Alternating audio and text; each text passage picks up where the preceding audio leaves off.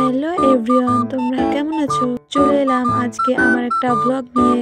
এই ব্লগটা বোতল পেন্টিং নিয়ে হবে। আমার সব ভিডিওই আর্ট ও ক্রাফট রিলেটেড। আমি কখনোই ভাবতে পারিনি এত তাড়াতাড়ি ইউটিউবে আমার 1000 সাবস্ক্রাইবার হয়ে যাবে। তোমাদের সবাইকে অনেক ধন্যবাদ, তোমরা আমাকে এভাবেই সাপোর্ট করো। তো শুরু করা যাক আজকের ব্লগটা। প্রথমেই বোতলটিতে স্পঞ্জ দিয়ে হলুদ রং করে নিয়েছি, তারপর নিচে কমলা রং দিয়ে নিয়েছি।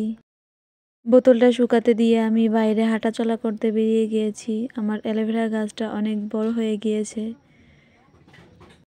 তোমাদের কাদের কাদের কোনো কিছু বানানোর মাঝে ঘুরতে ভালো লাগে? বাহির দিয়ে ঘুরে তারপর আবার এসে বসে পড়লাম বোতল নিয়ে। বোতলটিতে কালো রং দিয়ে কিছু ঘাস পাতা এঁকে নিয়েছি। তোমরা প্লিজ আমার নখগুলোকে ইগনোর করো। ওই সময় কালো রং দিয়ে কি একটা করতে গিয়ে আমার হাতে অনেকটা কালো রং লেগে গিয়েছিল, তাই নখগুলো ওইরকম বাজে দেখাচ্ছে। এই ভিডিওগুলো প্রায় 15-20 দিন আগের করা। বোতল পেন্টিং করতে করতে আম্মু লাউ দিয়ে একটি ডেজার্ট রান্না করেছিল, সেটা দিয়ে গেল।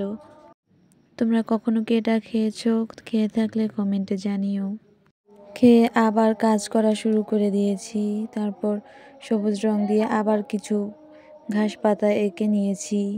আমি এতটাই অলস যে আমার কাছে অনেক অপশন থাকা সত্ত্বেও কি নিয়ে ভিডিও বানাবো তা খুঁজে পাই না।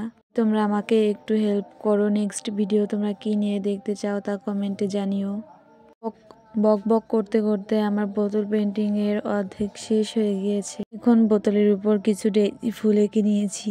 আর একটা কথা বলতে তো আমি ভুলে গিয়েছি, আমি যে কালারগুলো ব্যবহার করছি তা হলো অ্যাক্রিলিক কালার। নেক্সট ভিডিও তোমরা কি নিয়ে দেখতে চাও তা জানাতে ভুলো না। আমার এই ফালতু মার্কা ব্লগটি এখনো যে দেখছো তাকে অসংখ্য ধন্যবাদ। ডেইজি ফুল কার কার পছন্দের ফুল? আমার তো অনেক ভালো লাগে ডেইজি ফুল। গাঁদা ফুল বলতেই কেন জানি একটা ভালো লাগে। ভেবেছিলাম বোতল পেন্টিংটা এই পর্যন্তই রাখবো, কিন্তু মনে হলো উপরটা ফাঁকা ফাঁকা লাগছে, তাই কিছু প্রজাপতি এঁকে নিয়েছি। বোতল পেন্টিংটা কেমন হয়েছে তোমরা জানিও।